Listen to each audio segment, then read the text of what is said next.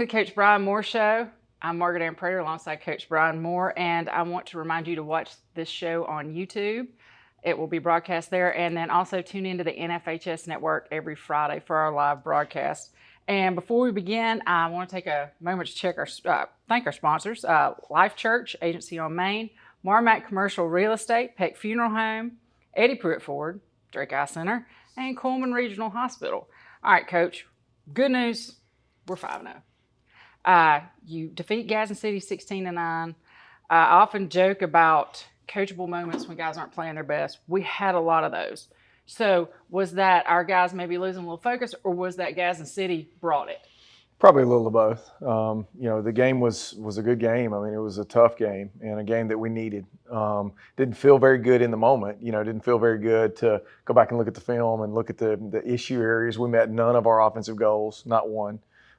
We didn't play well on that side of the ball, but special teams and defense won the ball game. And so it's nice to have a night where you're not on and you can still win, especially against a team like them that is going to win that region. And, they'll be a playoff team that'll have a chance to win a couple games in the playoffs. So they're very talented, and they exposed some issues, mostly self-inflicted. We had an opportunity to put the game away before half, and we didn't do it.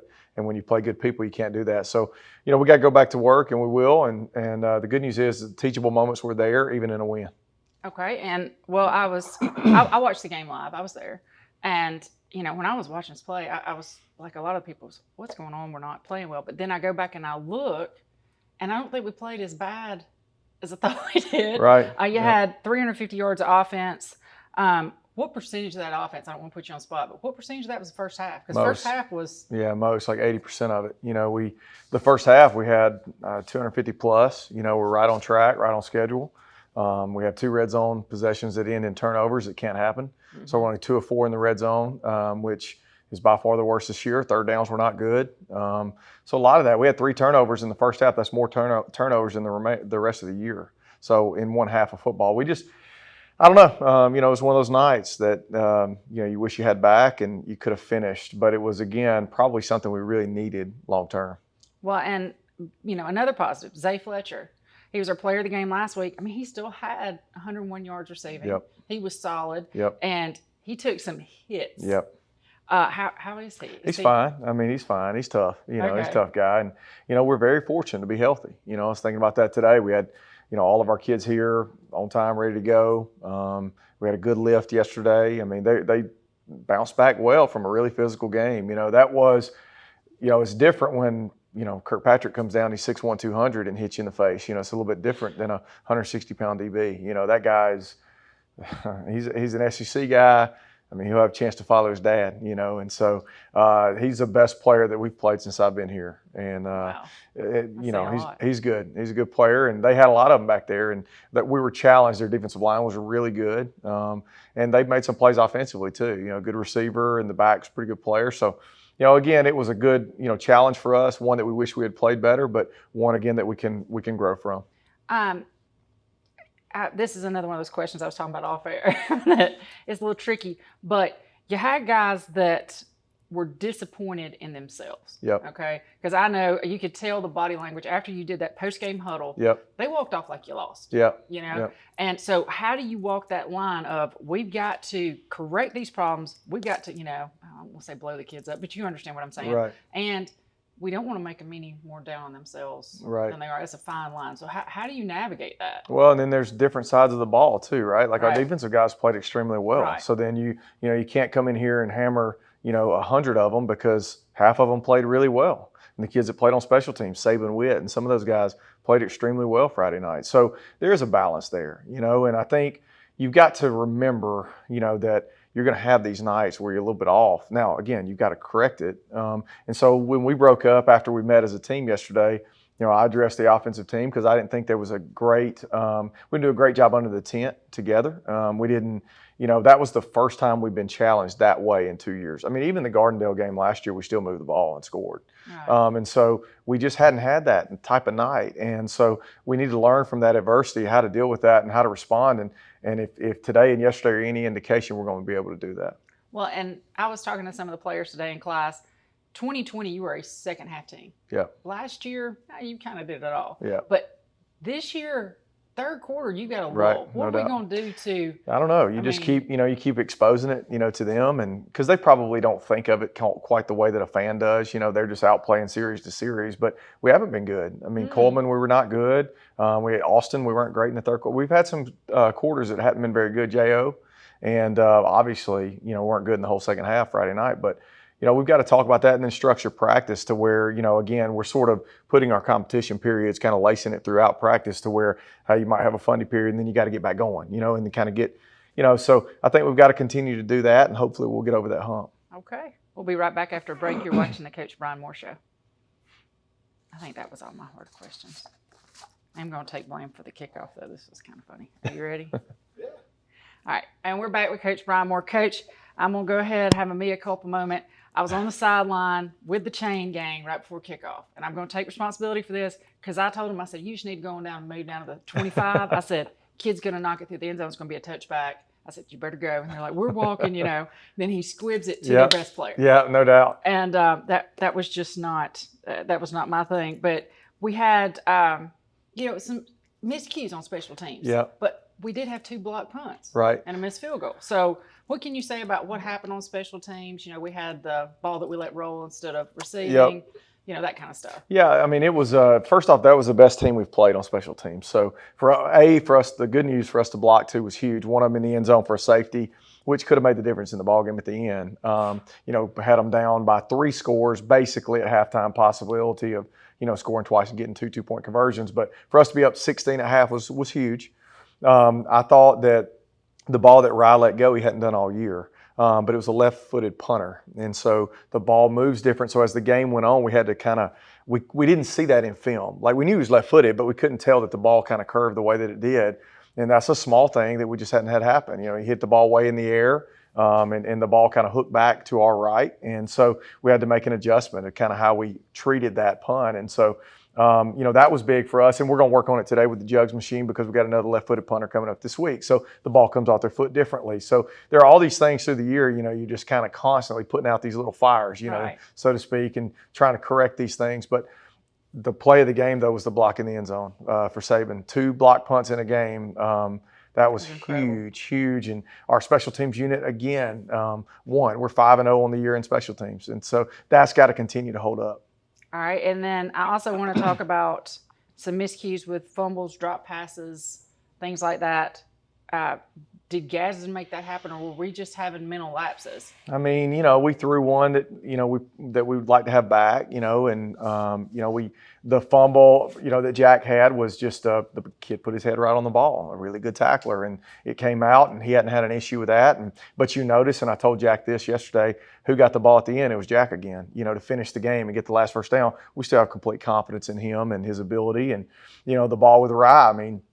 Again, Kirkpatrick just came in there and just yanked it out, man. And that guy's different, And so, you just, we're playing that level of player. You got to kind of pick your game up too, And nobody up until this point with Rye had been able to do that to him. Right. And so now he knows, hey, I got these dudes running around right here now. I got to really take care of this football. And so we're going to look at that again at practice today and make sure that we're better because, again, 3 turnovers for us, that's extremely uncommon. Right. We don't turn the ball over. We don't throw interceptions.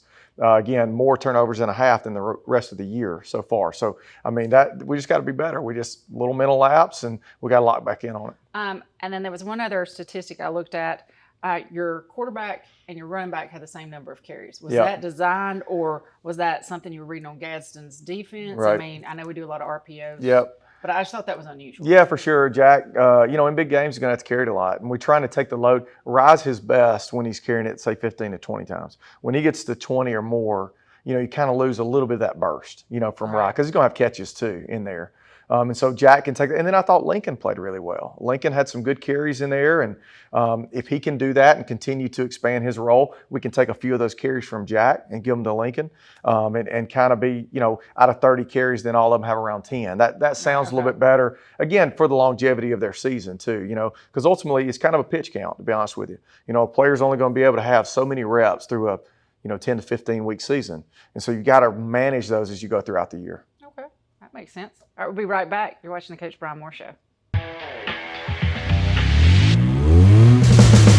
We at Eddie Pruitt Ford are so excited about another great year of Friday Night Lights, And Hartselle football, go Tigers!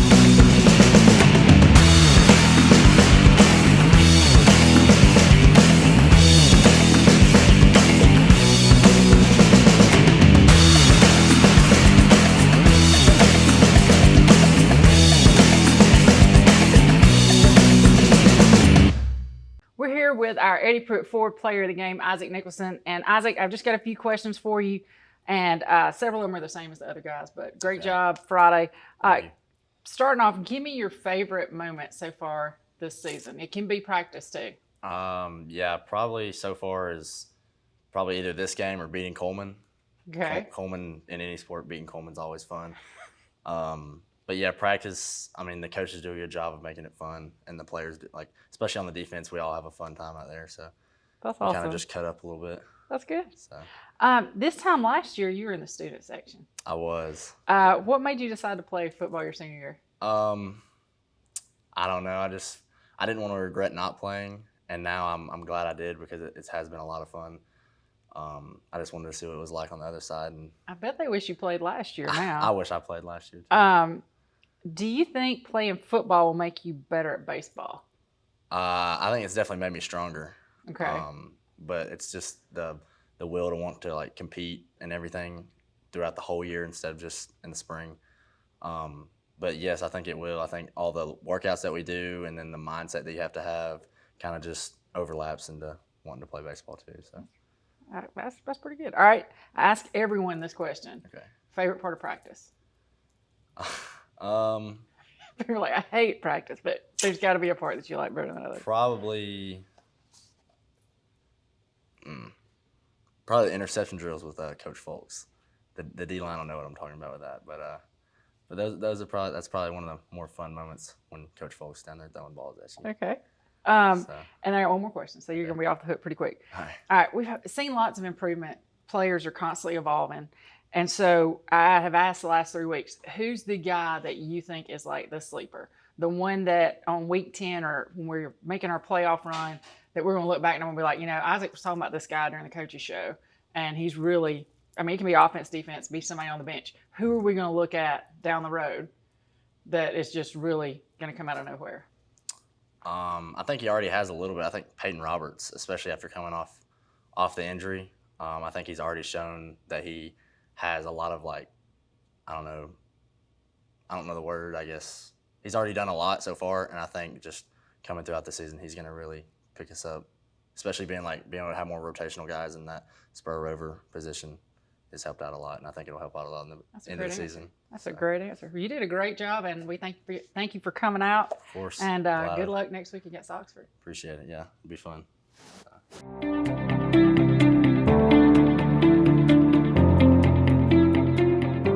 Hi, I'm Jenny Tankersley. I'm Dwight Tankersley. And I'm Jane Hampton, and we're your agency on Main. Local realtors here to serve you. One of our team members will be more than happy to find you that perfect home.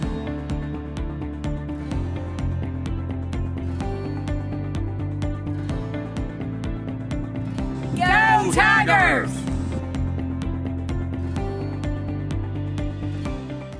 All right, and we're back with Coach Bryan Moore. Coach, let's go to defense. They played lights out Friday. We also have a defensive player of the game. I wish I could have named them all because I really don't think you had a guy that had a bad game. Right. What can you say about their performance? Well, they're progressing, and that was kind of my point with the offensive guys. Was I think that they're outgrowing you right now, but it's because if you look at our past and our a year ago, we were not great over there, and so those guys were hungry for this type of success. They've had 4 games in a row where they've held the opponent under 10 points. I mean, that's pretty special. We're giving up 8 points a game, one of which was a touchdown that Austin scored on a scoop and score that wasn't a fumble, that they called a fumble, and so for us, that's probably under 7 a game for our defense. That's really good. They fought their tails off. They gave up 1 drive at the end, but they were super gassed and fatigued. They have just had a great year, and it's all of them, just like you said. It's not, yes, Porter is playing really good, and Trace is making a bunch of tackles, and Walker, and we've got, special players in there, but on the whole, all of them are grading high, and even the kids that are coming in and playing, Dylan and Isaac rotating at that spot, and Caden Kelly coming in, and Jaden Sheckle, and just some other guys coming into the game, and like Isaac said, rotating the rover and spur, and trying to cut down on reps for guys. A lot of guys are playing within themselves, within the scheme, fitting things right, being tight, playing really fast in the box. Just you can tell the influence Coach Newton has, being back, and then his guys. He's got a great staff and kids that are buying into what they want. Well, and that's another thing. You talk about the team as a whole. Offense didn't do very well. Defense didn't feed into that energy. Yep. They brought it, and we're like, okay, we got you this week. And I mean, how special is that for you as a coach to know? Okay, we're not a one-trick pony. Right. It's huge. I mean, that's how you win championships, is you have, all three phases that can work together, because, again, there's going to be a night, too, where we have to pick up the defense on offense. I mean, that's going to happen. Well, you did that last year. No doubt. And so it's been huge to see a game, because we don't win this game a year ago. If we're off offensively, we get beat at Gadsden City and feel even worse than we do right now. But as a whole, I think we're all in it together. One thing I wanted to brag on is, they had the touchdown, right? So we get our hand on the PAT, right? So it makes it 16-9 instead of 16-10, which is crucial to be down 7 instead of 6. And then we go 3 and out on offense and punt it. Defense 3 and out, gets a stop. We get the ball back, first down, game's over. And so, for them to play so much, and guys like Peyton and Caleb, and they're super gassed just from being out there so much, but they were going to get that stop. They weren't going to let them drive again. They had enough. They were going to put the game away, and I thought that was huge. And that's kind of a testament to them and the belief in what they're doing, and hey, just the willpower to go back out there and play. Right. Well, you're kind of answering maybe my next question a little bit, because of that was the first thing I thought of when we turned it over on downs was, these kids are so tired. Right. But I wanted to hone in on preseason conditioning. Yep. How many snaps did they play? Well, there was 81 total snaps, which I don't know. I think 2020 against Athens we played like 93 snaps, which was insane. But for us to play 80 snaps and still, again, and we don't have a ton of rotational guys at linebacker or in the back end. Like Peyton doesn't come out. Caleb, Drake, they don't really come out. Saban plays a little bit, in packages. But for the most part, those guys like Jake Haynes at Mike played, I think 80 snaps and then special teams. So he's on kickoff and punt. So he's got, 50, 60-yard sprints on those two. And so for those guys, again, to stay locked in, ideally we don't want to do that. We want to sub and kind of keep guys around 50 snaps, and some around 40 kind of, we've logged sort of how many they can play and be, really productive. But we've got to get that number down. That's getting off the field. That's staying on the field on offense. And again, in the past, we hadn't really had that problem. But Friday, it was good to see them sort of gut out a win. Right. Also, I don't know in 2.5 seasons of doing this that we've ever had a defensive lineman be player of the game. So let's talk about Isaac Nicholson and why he got that honor today. I just think he showed up. He popped. For me, like if I see you, a D lineman, live, that means you're really being productive. Because, your eyes are kind of on all 22.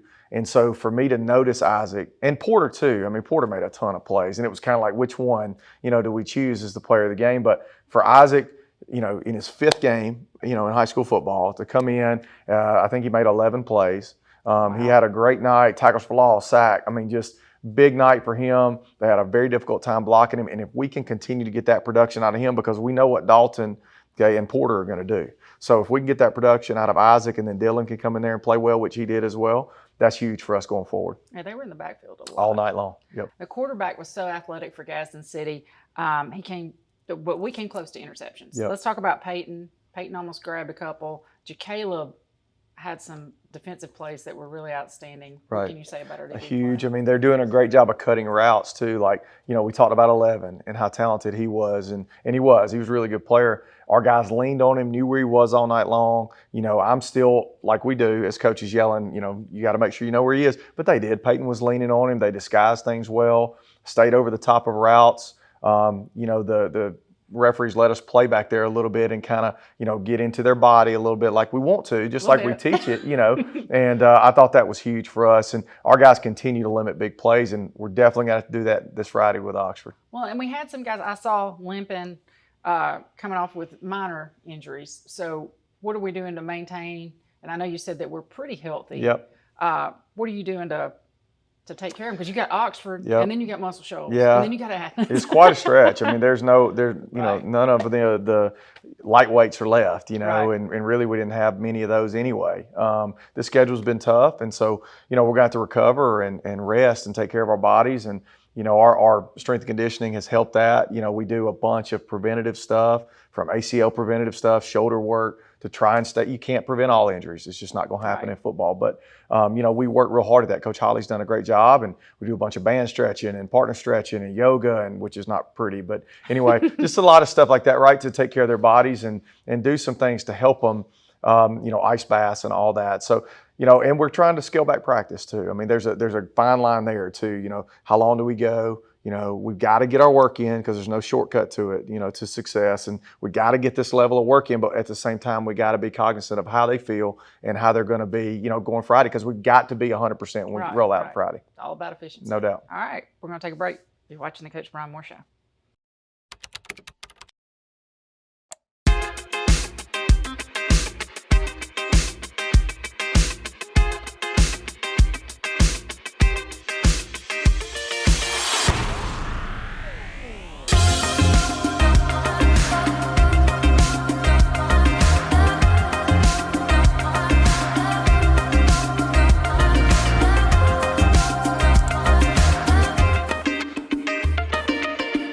All right, we're back with Coach Moore. And Coach, you've gone from the frying pan into the fire. Road trip Friday was no joke. But hey, let's just take a 2-hour road trip to Oxford. Yep. So tell us what we got coming up. They're 3-2. They've lost to McAdory and Pinson Valley, but I mean, they're McAdory and Pinson Valley. They beat Huntsville and Shades Valley, and that Huntsville team beat the Bob Jones team that was ranked in top 10 in 7A. Right. And we've got them on week 10. So talk to us about Oxford. This is the best team I think we've played since I've been here. I think they're a little better than Gardendale, but I think we're a little better too than we were a year ago. So it'll be fun. It's a great environment. It's a great stadium.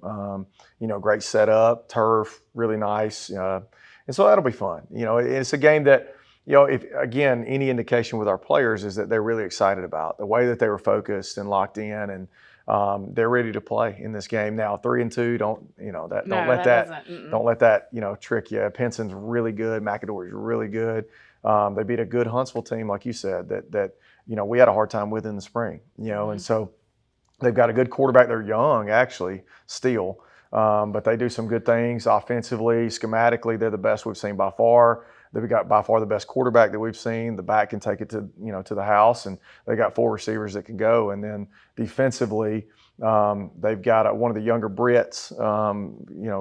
Kenny Britt played at Auburn, played Mike linebacker, played in the NFL. It's either a brother, cousin, something that's a defensive end. They got the DNA. Yeah, put it this way, he's a ninth grader that has Alabama offer. So that's what we're rolling with right there.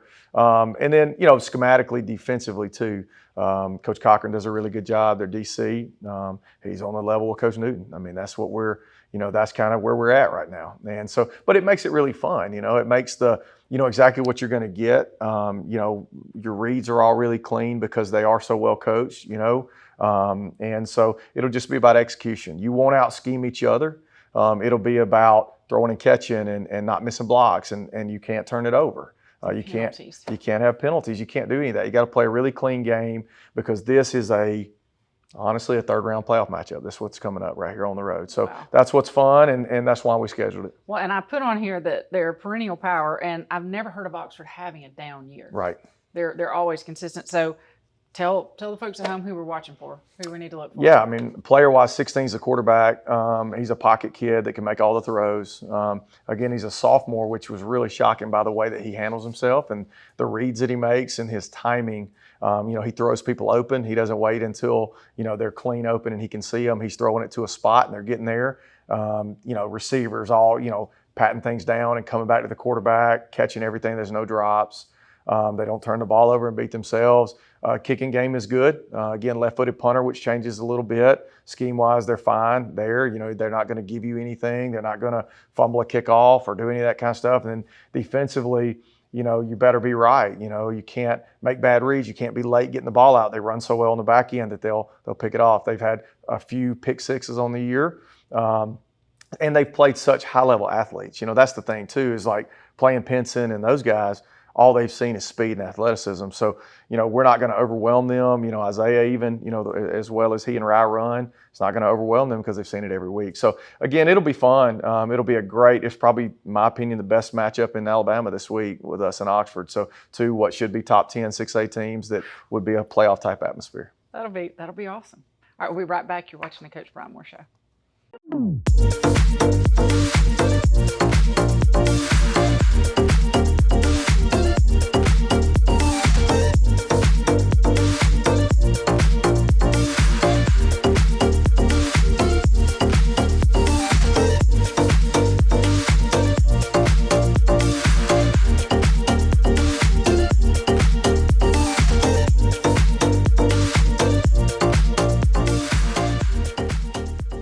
All right, we're back with Coach Bryan Moore. This is our Eddie Pruitt Ford question of the week, fan question of the week. This is also the Dana McCutcheon. I mean, it's coming.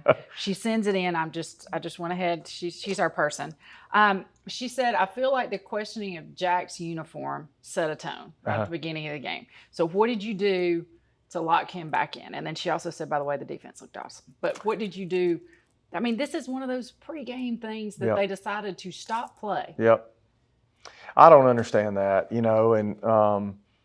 but we got to play within the rules, and I've never heard of a shirt being too long or whatever under your jersey. I'm not sure. I'm trying to let the kids be kids, right? I mean, there's a certain line that you don't want to draw, like that you want them to feel good and look good and feel like they, like they're a college player, and they see it every Saturday and Sunday and they just, anyway. But point is that it can't be a distraction. It can't be something that makes him leave the ball game. Like our starting quarterback can't come out of the game, even though we have a great one that can go in there. But I'm just saying, we can't have that happen. It's a massive distraction. We had 3 or 4 come out on defense for maybe knee pads. I'm not sure, and so, we've got to do a great job of understanding that those things can get in the way of what we want, and they don't mean anything. They're just distractions, and we've got to eliminate that. So believe me, we had a conversation about that yesterday, and so we're going to get that fixed. But yeah, I fully expect to see, Jack locked in again this week and, picking guys apart like he did with Austin. So I'm excited to see what he does. That'd be great. And we're coming up. We're going to have the play of the game. We'll be right back watching the Coach Bryan Moore Show. All right. Today's play of the game, I guess 2 plays of the game, come from Saban Witt. Saban is lined up right here on the punt block team, okay, widest guy, and does a great job. They actually worked away from Isaiah here on the block, right into Saban's hand. And one other guy I want to mention is Jace Meadows. Jace Meadows does a great job of collecting the blocker, and then Saban comes free right there. That was a huge game-changing moment. And then I wanted to show the second one. So 2 block punts in one game is quite a task. Here comes Saban, same deal. Jace occupies the blocker. They roll it, block, safety. Huge play in the game. Again, puts us up 9-0. We go right back down after the safety, score again to make it 16-0. That was a huge momentum builder in the game. So for me, Saban Witt, definitely play of the game. I'm Ray Lampe, Dr. Barbecue, and I'm here to tell you about the Big Green Egg, the ultimate cooking experience. The versatility of the Big Green Egg is unmatched. It delivers big results as a grill, a smoker, and even an outdoor oven. Grill burgers, kebabs, steaks at 800 degrees, slow smoke a perfect slab of ribs, and even bake a crispy pizza. When the doctor cooks, I demand the best, and that's why I cook on the Big Green Egg, the ultimate cooking experience.